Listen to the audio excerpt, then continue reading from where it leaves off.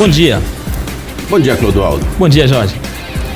Quando ainda se chamava PFL, o DEM chegou ao governo do Maranhão e foi protagonista da política do Estado nos anos 90. Porém, o partido que foi ao lado do PSDB, a grande força de oposição aos governos Lula e Dilma, não teve a mesma força no Maranhão. Sem grandes nomes, o partido vivia um marasmo até mudar completamente este ano. O Democratas ganhou um deputado federal, passou de 2 para 3 deputados estaduais e gerou uma grande expectativa sobre qual seria o papel do novo DEM na política do Estado. Mais recentemente, o partido assumiu a presidência da Câmara Federal, o que novamente deve mudar o panorama da legenda no Maranhão. E o homem responsável por comandar os caminhos do Novo Democratas no Maranhão é o nosso convidado de hoje. O deputado federal Juscelino Filho foi eleito pelo PRP e chegou à Câmara sem fazer muito barulho, mas se movimentou rápido e garantiu a presidência estadual de um dos maiores partidos do país. Ele vai falar sobre o novo momento do DEM, a preparação para as eleições deste ano e as perspectivas para 2018. O Resenha já está no ar.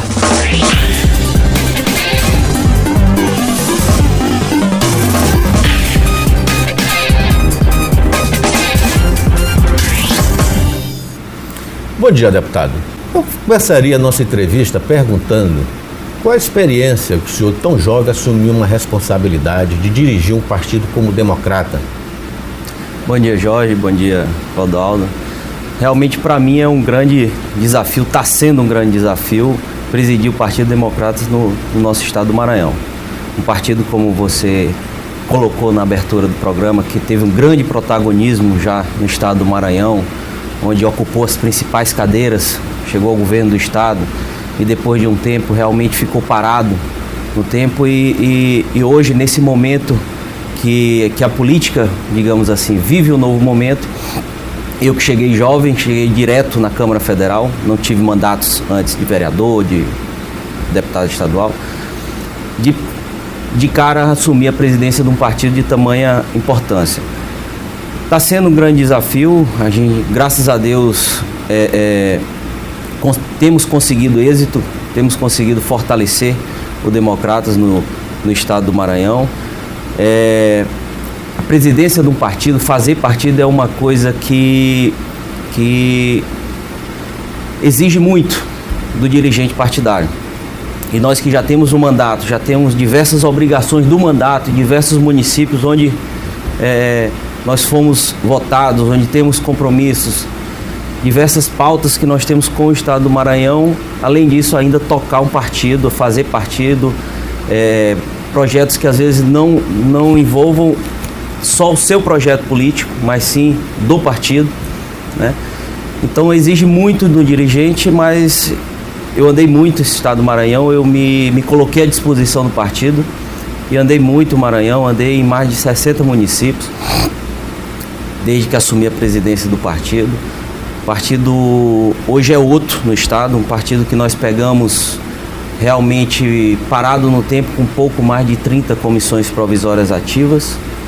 Hoje nós estamos presentes de fato em mais de 160 municípios do Maranhão. Então a gente teve um crescimento significativo. Vamos ter diversas candidaturas a prefeito no Maranhão em cidades importantes como Chapadinha, como Santa Luzia, como Vitorino Freire e algumas outras. E aumentamos a bancada de deputados estaduais, tivemos de 2 para 3 deputados estaduais representando o partido aqui no Parlamento Estadual. E é isso, o partido vive um novo momento. Fizemos um grande encontro estadual, onde o presidente José Agripino veio aqui, junto com o nosso líder da Câmara Federal, ratificar esse novo momento que o Partido Democratas vive no Maranhão. Veio aqui dar o aval às alianças que nós construímos aqui e dar a palavra de segurança a todos aqueles que estão com a gente nesse projeto do Novo Democratas no estado do Maranhão. O fato do partido ter passado de protagonista ao ostracismo, isso tem dificultado a reestruturação do partido no Maranhão? Na realidade, dificulta um pouco porque a gente pega um partido que às vezes as pessoas estavam desesperançosas, digamos assim, né? E nós assumimos o partido no momento o qual o partido era oposição ao governo federal e ao qual o partido também não era alinhado ao governo estadual, entendeu? Nós não fazíamos parte do governo estadual e também não fazíamos parte do governo federal como partido, certo? Então isso às vezes dificulta de você trazer para perto lideranças, porque é natural da política que as lideranças queiram se alojar em algum partido da base, seja estadual ou pelo menos federal. Então isso foi digamos, uma barreira, uma grande dificuldade para a gente convencer as lideranças do interior, ex-prefeitos, lideranças expressivas, pré-candidatos, a vir para o partido para esse novo momento. Mas graças a Deus conseguimos superar e conseguimos montar o partido novamente em mais de 160 municípios e vamos ter grandes candidaturas a prefeitos nessas eleições e tenho certeza que o Democratas irá sair muito maior do que entrou nas próximas eleições. Deputado, eu lembro que durou mais de um mês essa articulação, esses bastidores dizendo que o deputado Juscelino iria para o DEM, iria comandar o DEM. Então eu queria que o senhor explicasse para a gente como é que foi essa articulação para que o senhor chegasse ao partido e à presidência. Ela partiu primeiramente de um convite do então ministro da Educação, Mendonça Filho. Nós fizemos uma amizade no parlamento e ele me convidou para ir para os quadros do Democratas. Partiu desse convite. Ainda no ano passado ele fez o convite. Nós estávamos discutindo e debatendo a reforma política naquele momento no Congresso, nas comissões, a comissão da reforma política. E ele me convidou, Juscelino, olha, provavelmente com essa reforma política deve abrir uma janela partidária. Eu queria já de antemão, primeiramente, fazer um convite para tu seres o nosso representante do partido lá no Maranhão. O partido, a gente sabe como está a situação do partido no Maranhão e a gente precisa de oxigenar, precisa de sangue novo e tudo. Você é um deputado do perfil que o Democratas busca, deputado jovem, um deputado que está tramitando bem na casa, apesar de estar no primeiro mandato, ter ocupado espaços. Até então eu estava líder do PRP naquele momento, então estava participando constantemente das reuniões de líderes, estava sempre junto ali com o núcleo da casa, onde os líderes discutem a pauta. E você é médico de formação, Democratas tem uma certa alinhamento também em defender as causas médicas. Temos o deputado Mandetta, que atua muito na área da saúde, temos o próprio líder do Senado, Ronaldo Caiado, que é médico, que também atua nessa direção. E você é o perfil que a gente está buscando no Maranhão e me fez esse convite. E nasceu, só para filiar por enquanto, sem tratar de presidência. Nasceu esse convite para me filiar no partido e para mim realmente oxigenar e fazer uma nova direção no estado do Maranhão. O convite já foi para poder assumir a direção do estado do Maranhão. E daí a gente teve diversas conversas até essa reforma se concretizar e até abrir a janela partidária, e nós entendemos que o Democratas seria o partido para a gente poder se filiar e seguir essa. Mas, deputados, foram muitos anos do partido comandado pelo Clóvis Fecuri aqui no Maranhão. Houve uma conversa com ele? Como é que foi essa ruptura ou não ruptura? Ele continua afiliado ao partido? Como é que é a conversa hoje com o Clóvis Fecuri? O Clóvis, o senador Agripino, conversou com o Clóvis que o partido iria ter um deputado federal no Maranhão e que iria mudar a direção no estado. O Clóvis entendeu, explicaram os motivos. Se não fosse o Juscelino, talvez seria outro deputado, talvez seria outro, porque naquele momento cada partido estava buscando ampliar a sua bancada. Não era só o DEM, não era só o Maranhão. Todos os partidos, naquele momento da janela, estavam buscando ampliar suas bancadas, porque a maior representatividade dos partidos está na bancada federal, na Câmara Federal. E o Democratas foi um dos que mais cresceu. Então, isso é um outro fato importante, mostra o quanto o partido estava bem naquele momento. Partido que, apesar de estar na oposição, mas um partido que tinha uma iminência de poder próximo, digamos assim, mas um partido que sempre teve posicionamento e sempre combateu fortemente e teve posições em prol do melhor da população. E ampliamos de 21 para 28 deputados federais naquele momento. E o Clóvis entendeu E aí depois eu fiz questão de fazer uma visita a ele, na casa dele, com meu pai. Visitamos ele, visitamos o pai dele, o Dr. Mauro, e conversamos, explicamos o cenário, o novo cenário da política nacional e do Maranhão, e que a gente estava aqui era para somar, que eles estariam convidados a participar junto desse novo momento do Democratas no Maranhão e tudo, mas ele não continuou filiado, ele se desfiliou do partido, é fato. Mas quando o senador Agripino retornou ao Maranhão agora, no nosso encontro estadual, eu fiz questão de convidá-lo para ir fazer uma visita ao Dr. Mauro e ao Clóvis, e assim fiz. Fui lá com ele, com o senador e com o líder Paulderney, e ele até convidou novamente o Clóvis, que o Democratas estaria aberto para ele, caso ele se queira filiar novamente nos quadros democratas. E com o deputado César Pires, parece que com ele a questão foi ainda mais complicada, ele saiu reclamando muito do partido. Por que o deputado César Pires não continuou no partido? Não, o César, a gente sempre teve um bom relacionamento no partido. O César tinha os espaços dele lá no partido e nós preservamos os espaços dele lá no partido.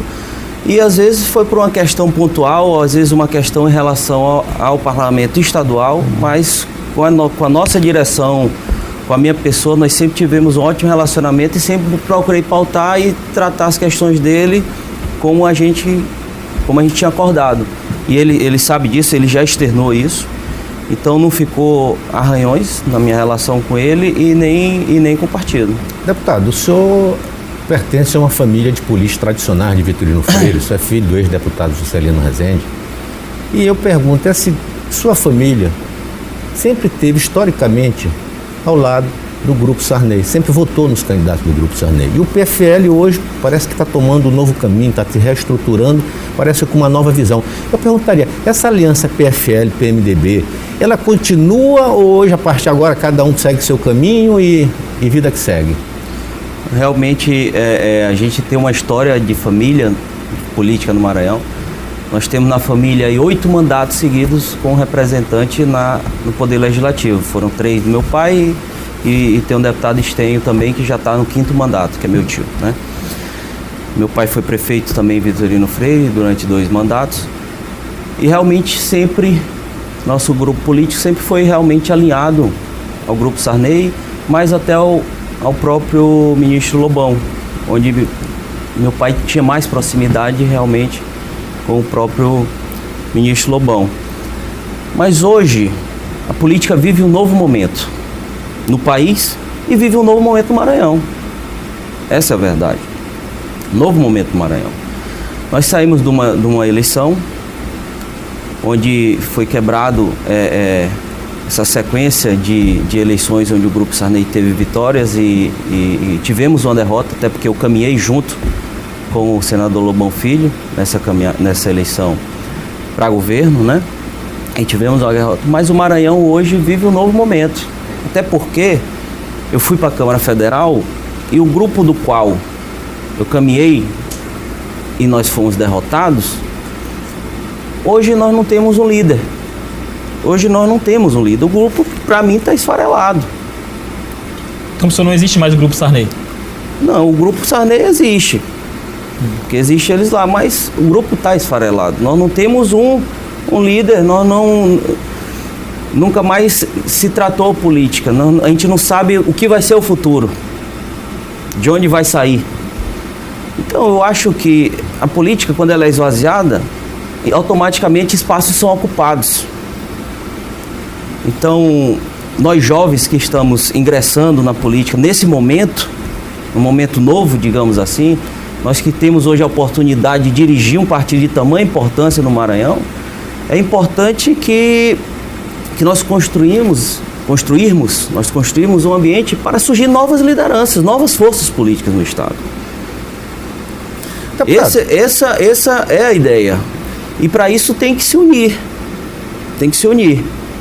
Forças, partidos, que aí pode surgir novos nomes para o futuro do nosso Maranhão. Deputado, eu vejo o DEM hoje se aliando ao prefeito Edivaldo Holanda, que hoje pertence ao grupo do governador Flávio Dino. Sim. Isso já é uma aproximação que o DEM começa a ter em relação ao governo do Estado? Uma coisa não tem relação com a outra. Primeiro, o Democratas, como todo partido, a prioridade é ter candidaturas próprias. Mas quando não se tem um nome com viabilidade de eleição, para poder se concorrer bem, ocupar espaço ou até ganhar a eleição, é buscar a melhor coligação, buscar o melhor ambiente para o partido disputar a eleição da proporcional e para o partido ter espaços amanhã e fazer parte de um governo, de um protagonismo. Essa é o nosso dilema. O Edivaldo é meu amigo pessoal há muitos anos e nós começamos uma conversa e depois entendemos um momento de dificuldade que todos os prefeitos, ou a grande maioria, passa no país, mas o Edivaldo é uma pessoa que tem nele, nós sentimos nele a boa intenção de fazer o melhor para o São Luís. E ele vem fazendo, vem dando o melhor para São Luís e nós temos grandes resultados aí da gestão dele. Eu tenho certeza que vai ser mostrado agora nesse período eleitoral o trabalho que ele vem fazendo em São Luís e o que ele pode fazer ainda mais. Porque realmente ele pegou um governo num momento difícil, pegou 2 anos até oposição ao governo estadual e depois agora o governo tem ajudado ele de fato, que nós estamos vendo, e hoje ele acredito que está com outro ambiente, com uma outra experiência, até por ser muito novo, por ter vindo do legislativo para o executivo, hoje está com uma outra experiência para poder fazer um segundo mandato bem melhor do que o primeiro. E nós acreditamos muito na eleição do Edivaldo, o Democratas. Hoje nós fazemos parte do governo dele, temos uma secretaria. Então, o partido se alinhou ao Edivaldo.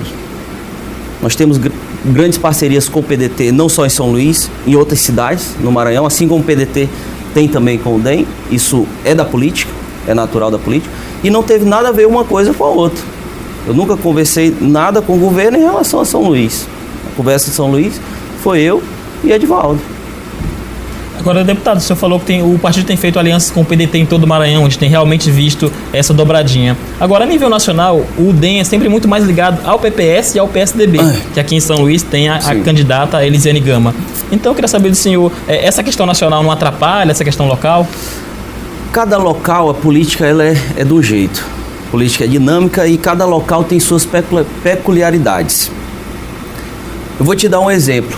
O DEM coligou com o PSOL no Amapá nas últimas eleições. Uma coisa praticamente improvável, né? Então, assim, cada local tem sua... A política nacional, ela reflete muito mais na eleição de governo.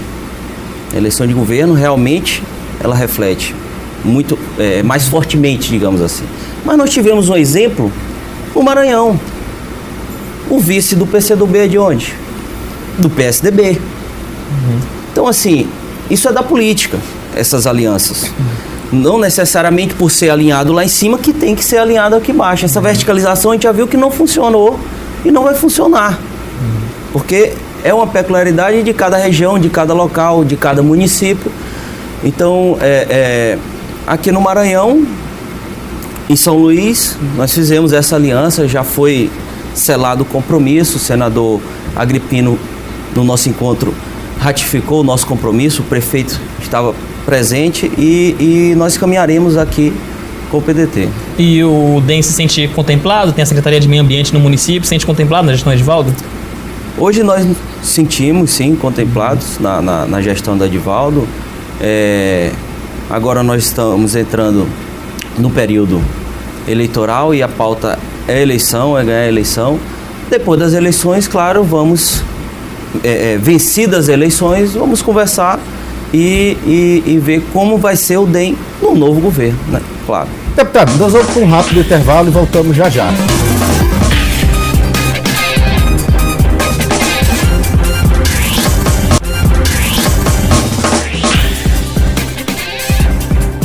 Para você que ligou a TV agora, nossa resenha de hoje está recebendo o deputado federal Juscelino Filho. Deputado, o senhor se sente oposição ou situação com relação ao governo Flávio Dino? Nenhuma coisa nem outra. Situação, nós nunca sentamos para conversar. questão de espaço, de aliança, de política. Isso nós nunca sentamos. Oposição, também nós nunca fizemos oposição ao governo, até porque até então nós entendemos que o governo ainda está no seu segundo ano e vamos observar o trabalho que está sendo feito para poder analisar a partir do ano que vem, que aí já vai se começar a discutir a eleição de 2018. Então, nós nunca fizemos oposição ao governo, é fato, é notório isso, e também não somos situações. Hoje nós temos uma linha de independência política, hoje nós dialogamos com todas as alas políticas do Estado, com todas as lideranças, dialogamos bem, graças a Deus, com todos os partidos e todos os líderes.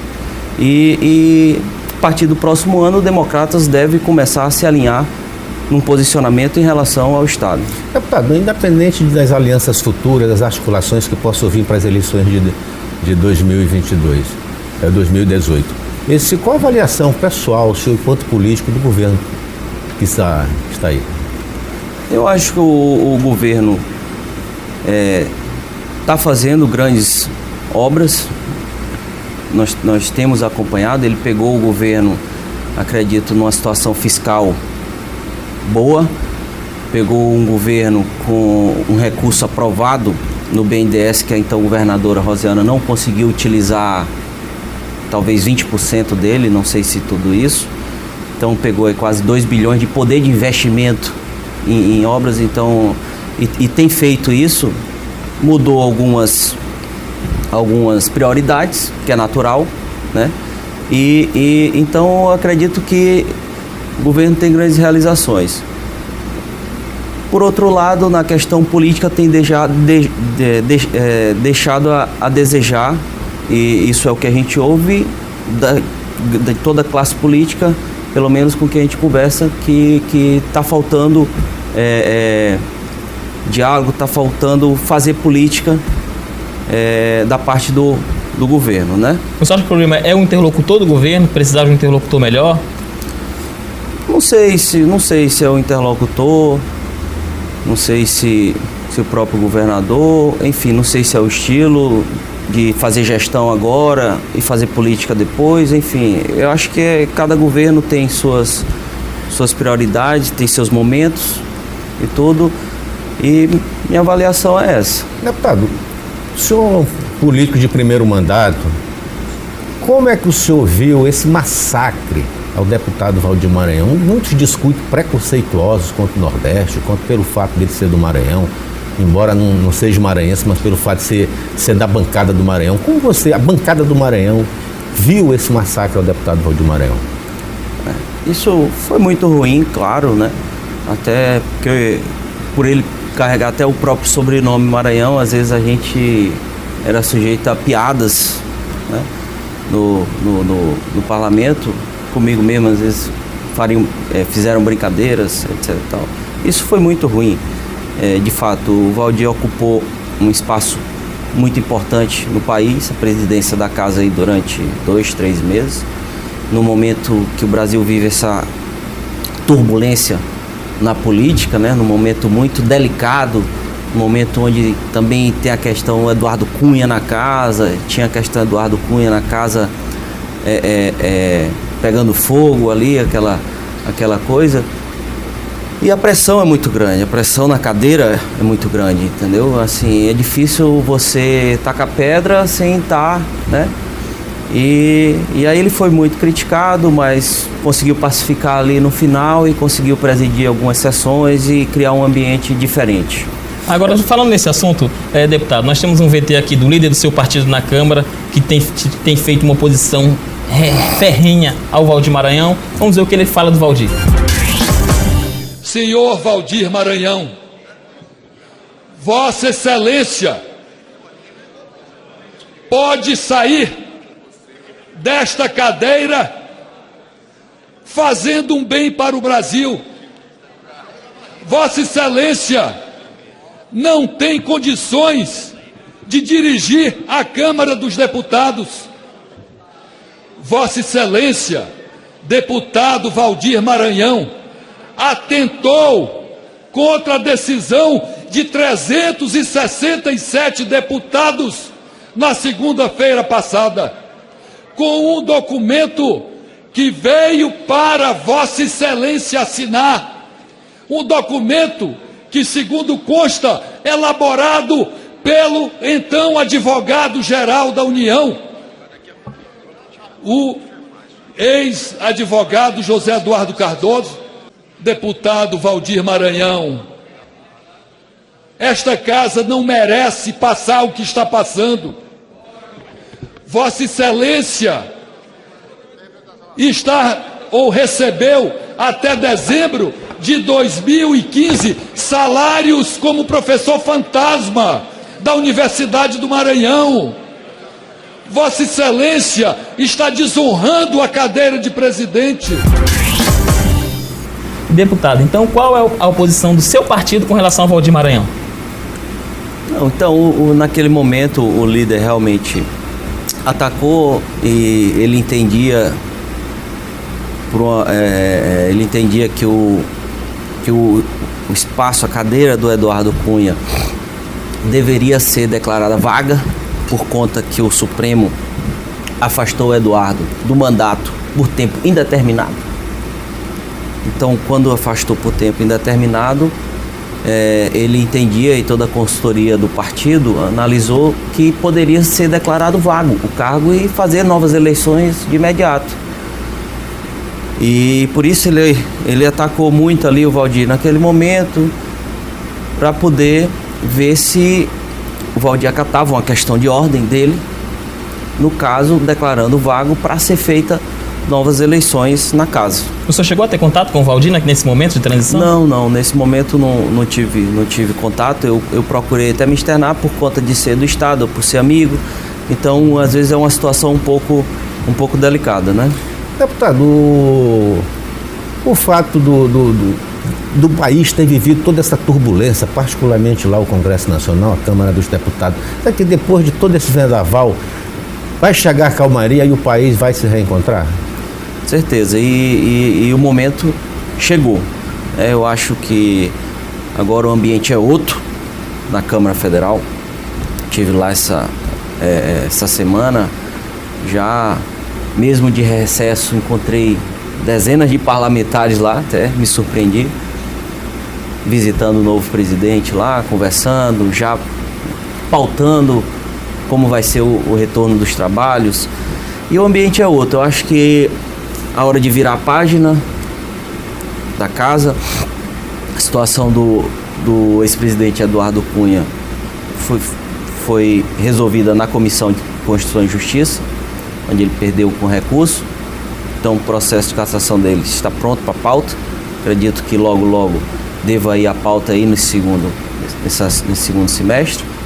Então, na hora de virar a página, o Rodrigo teve uma grande vitória que surpreendeu a todos, uma vitória com uma diferença muito grande, de 285 a 160, com 115 votos na frente. Isso foi uma surpresa para o parlamento. Então, isso já essa vitória dessa forma já trouxe um outro ambiente. E o fato dele ser do seu partido, o fato do Rodrigo Maia ser do seu partido, isso facilita alguma coisa para o Maranhão, para a bancada do Maranhão? Com certeza, isso vai ajudar muito.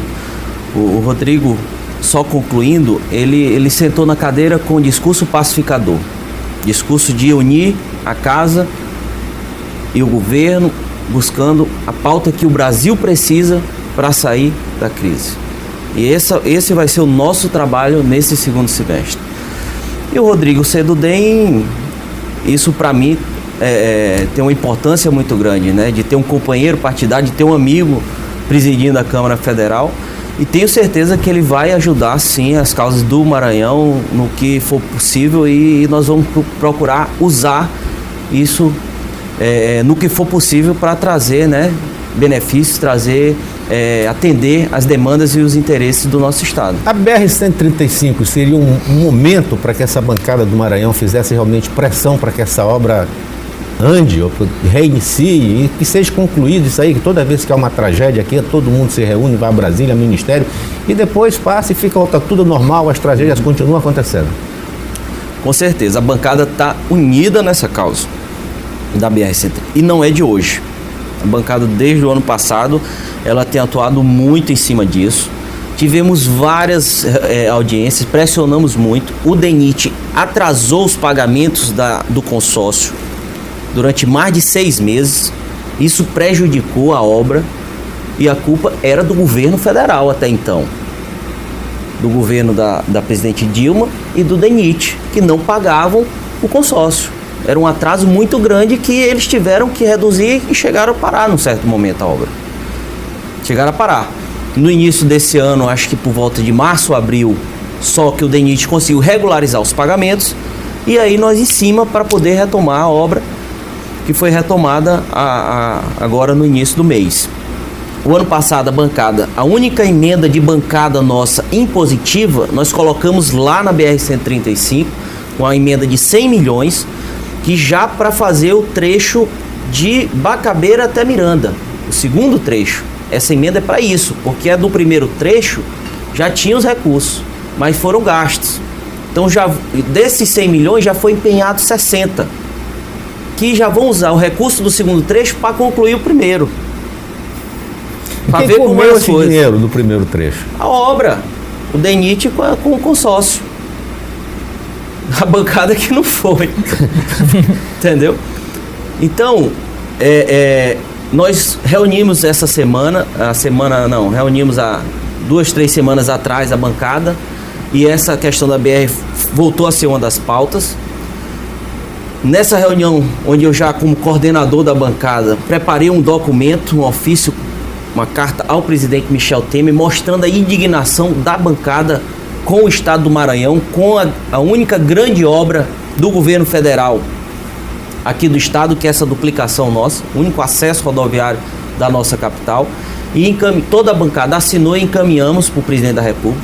Eu, como coordenador, já solicitei uma audiência com o presidente da República para que ele receba os 18 deputados e os 3 senadores, a bancada federal, para poder pressionar ele que não deixe mais parar a obra, porque a obra está andando. Nós viemos numa comissão aqui de fiscalização e controle da Câmara, que foi aprovado lá um requerimento para uma vistoria na BR e no Italuís, e eu participei junto com alguns colegas da bancada e fomos lá, conversamos com a empresa, olhamos, a obra está andando. Hoje a obra está andando. A nossa briga agora é que não deixar que atrase o pagamento e que pare a obra. E nós iremos estar ativamente acompanhando isso de perto aqui e pressionando o governo federal para que não aconteça mais. Como a gente sabe, nós temos um novo governo em Brasília, que está no governo há pouco tempo, no governo ainda provisório, porque o impeachment ainda vai ser votado agora em agosto, mas que se comprometeu em não deixar mais atrasar os pagamentos e deixar com que a obra volte a parar. E estamos aguardando que o presidente nos receba e marque essa audiência para que a bancada vá ratificar essa indignação que o estado do Maranhão está sentindo por essas tragédias que vivenciamos aqui por conta dessa desatenção, desse atraso dessa obra da BR. Deputado, a gente vê as obras do governo federal em outros estados, particularmente as rodoviárias, nunca pararam. As obras começam e terminam. Por que essa discriminação contra o estado do Maranhão? Você tem alguma explicação para isso? Não sei, a gente se for fazer um retrospecto do governo do PT, a gente vai ver o caso da refinaria, que aconteceu com o Maranhão, né? Vai ver essa questão da BR e muitas outras questões federais que o Maranhão foi realmente preterido. Tem uma série de coisas, né? Espero que nesse novo momento aí, que nós estamos próximos de consolidar esse novo governo transitório, isso mude. Espero que mude, que o Maranhão seja visto de forma diferente. Não é verdade que só a obra federal do Maranhão está parada. Isso também não é verdade. Eu busquei buscar outros exemplos. E até no próprio estado do ministro dos Transportes, no estado de Alagoas, se nós formos ver lá, a parte da duplicação lá da BR também está parada há um bom tempo. Então ele está tendo um problema também lá, com a empresa, com o DENIT, enfim, não sei qual é o motivo, mas também está tendo problema lá e alguns outros estados também. O Brasil viveu um momento de crise, o DENIT atrasou o pagamento em muitas obras, mas enfim, eu acho que isso não é a justificativa. O importante é que, graças a Deus, a obra está retomada agora. Nós temos um novo governo que nós vamos pressionar de perto. Hoje o meu partido é aliado do governo federal. Hoje nós temos o ministro da Educação lá, Mendonça, e nós temos o nosso líder lá que já se colocou à disposição também para ajudar no que for possível. Hoje eu estou também como vice-líder do governo no Congresso Federal, então isso ajuda a cobrar, tá, lá nessa grande causa do nosso estado, que é a conclusão dessa BR. Então nós estamos acompanhando de perto e tenho fé que não irá mais parar. E no que depender da bancada, tenha certeza que nós estamos todos unidos para defender e brigar no que for possível por essa conclusão dessa obra. Ok, deputado, nós vamos para um rápido intervalo e voltamos já já com mais resenha.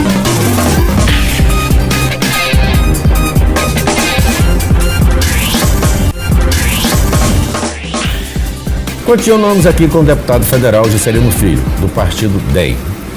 Deputado, e agora? Aqui o Maranhão vai começar a viver um novo momento, com o DEM tentando se rearticular, com os outros partidos tentando se rearticular, já visando 2018. E o DEM? Como é que o DEM está se preparando para enfrentar esse novo desafio? O DEM está cada vez mais forte. Temos feito reuniões constantes da executiva do partido, pautando nossas prioridades, estabelecendo critérios de candidaturas, critério de alianças. Tenho certeza que depois dessas eleições municipais o partido sairá mais forte ainda para poder começar a discutir 18 a partir do próximo ano, né? Deputado, no bloco anterior o senhor começou a falar do seu trabalho como coordenador da bancada. O primeiro coordenador foi um deputado já experiente, o Pedro Fernandes, e depois viemos com deputados jovens de primeiro mandato. Primeiro o André Fufuca e agora o senhor.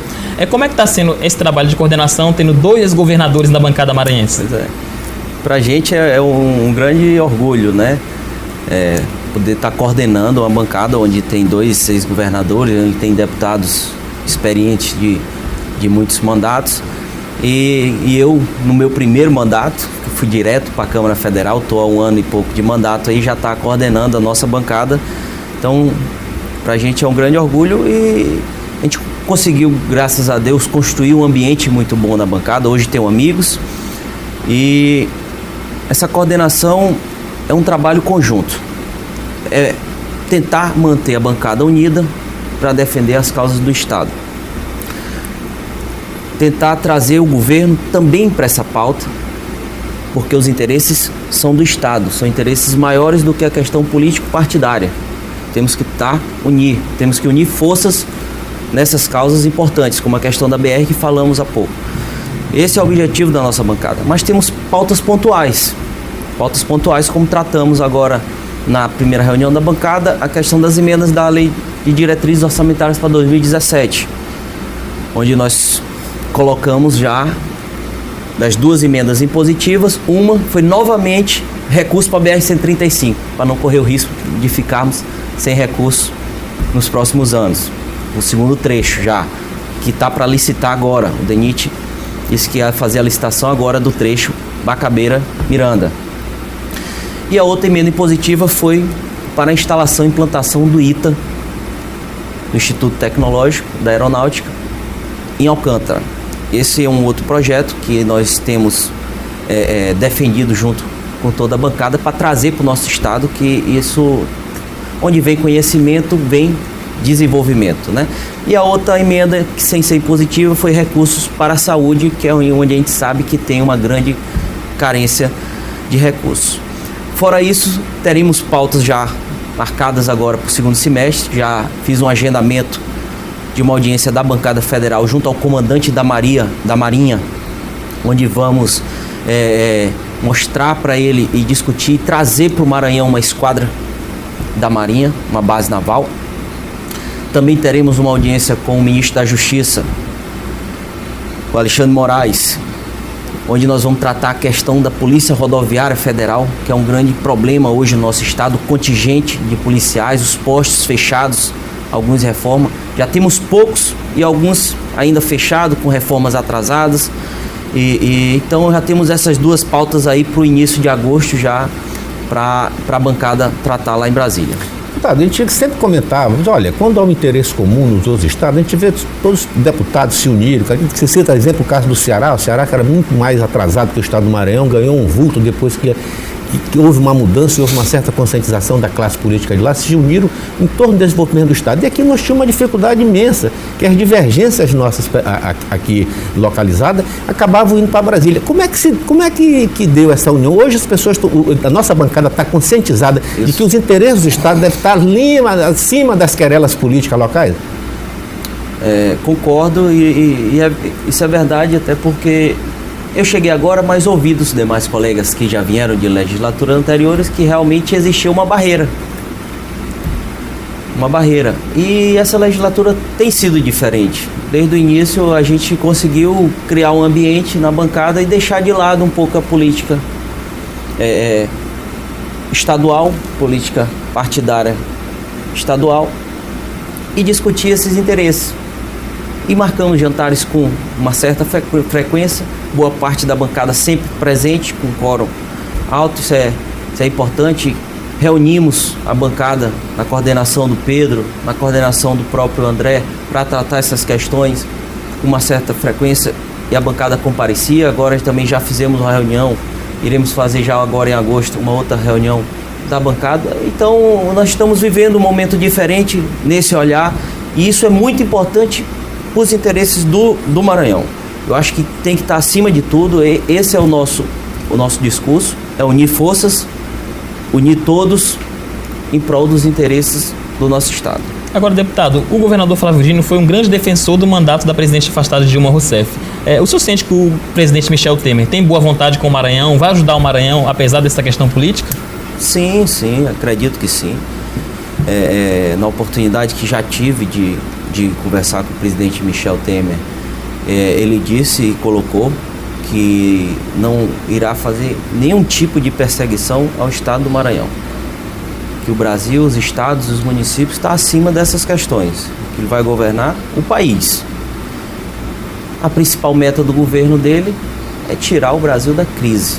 E é o que nós vamos ajudar agora no Congresso Nacional. Já vamos abrir os trabalhos com uma pauta da área econômica importante, que nós já votamos a urgência do PL da renegociação das dívidas. Já temos outros projetos na Comissão de Constituição e Justiça, aguardando a admissibilidade para montar a comissão especial. Então, tirar o país da crise, que o Brasil volte a crescer, volte a gerar empregos, que hoje é o maior problema do nosso país, quase 14 milhões de desempregados, e que ele vai ter sim um olhar para o estado do Maranhão, tenho certeza disso, e a bancada vai estar lá junto, cobrando isso. Agora, deputado, o Michel Temer disse que não tem mais pretensões políticas e está pronto para tomar medidas impopulares. Agora, os deputados federais que vão continuar essa carreira política estão prontos para tomar medidas impopulares? Nessa questão econômica? A questão econômica, as medidas econômicas do país, essa palavra impopular, ela não está no meu dicionário, eu não trato ela dessa forma, entendeu? Elas são necessárias para o Brasil sair da crise e voltar a crescer e se desenvolver. Às vezes ela pode trazer alguma questão negativa, momentânea, de curto prazo, que vai gerar uma questão positiva, gigantesca, de longo prazo para o nosso país. Essa é a visão que nós temos que ter. O Brasil não aguenta, o nosso povo não aguenta mais pagar impostos. Nós temos a maior carga tributária do mundo. Então nós não temos como aprovar novo imposto. Não temos como fazer isso. Isso talvez seria uma medida nessa linha que você está colocando. Nós temos que ajustar, reduzir despesas, ajustar o governo, que é o que o presidente está procurando fazer, e buscar trazer o recurso da iniciativa privada, que é onde tem o recurso, onde vai vir gerar desenvolvimento, emprego e renda para o nosso país. Deputado, o princípio da riqueza é a produção. País que não produz, automaticamente não vai para lugar nenhum. Aí eu lhe pergunto, essa elevada carga tributária sobre o empresariado, isso não inibe o desenvolvimento do país? Com certeza inibe. Imagina se tiver que aumentar. Então, assim, diminuir imposto agora, nós também não vamos ter como fazer. Nós temos que, pelo menos, segurar, ajustar a máquina pública, que é o que está sendo feito, e buscar recursos da iniciativa privada. Buscar fazer concessões, como estão buscando para terminar obras importantes do nosso país. Como estão fazendo já o Moreira Franco, que está à frente de uma secretaria importante lá dentro do Palácio, que está conduzindo o PPI, que é o Programa de Investimentos, Parcerias de Investimentos no nosso país. Onde tinha obras paradas, como por exemplo o aeroporto de Fortaleza, você vai estar um elefante lá, gigante, parado. Abrir uma concessão para poder concluir a obra lá. E assim fazer em outras. Os portos do nosso país, onde tem grupos arrendatários com muito poder de investimento, onde escoa toda a produção do nosso país, querendo investir, querendo gerar riqueza, renda, emprego no nosso país, e às vezes para na burocracia de conseguir uma renovação de contrato, de conseguir até um processo ser aprovado, às vezes demora 1, 2, 3, 4 anos. Então o governo tem que destravar isso para que esses investimentos aconteçam no nosso país de fato. Deputado, que traga de volta o desenvolvimento. Já que o senhor tratou dos portos, eu queria saber a sua opinião sobre o que o senhor pensa a respeito da refederalização do Porto de Itaqui, como algumas correntes políticas defendem atualmente. Eu conversei até com o ministro sobre isso.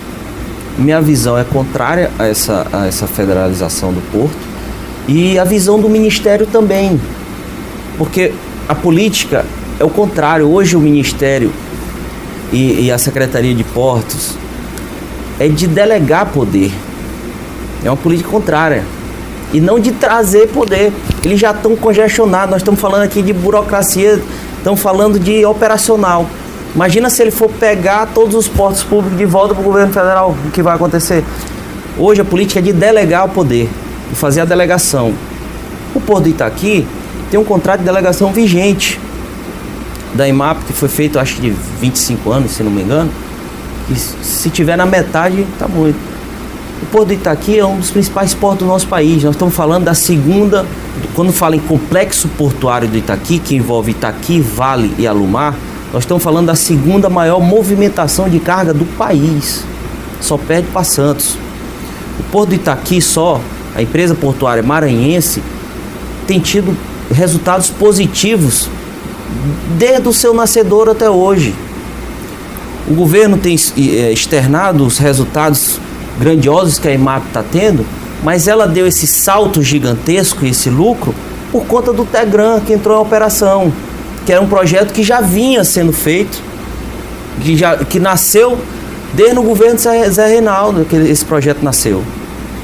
E aí foi dado seguimento nos demais dirigentes, nos demais governos, e hoje o governo que está, a administração que está colhendo esse fruto, deu esse salto significativo. Porto, no olhar, está sendo feita uma boa gestão, tem dado resultado, e não consigo enxergar o motivo para federalizar. A política não pode estar acima disso, não pode entrar nessa questão, a política.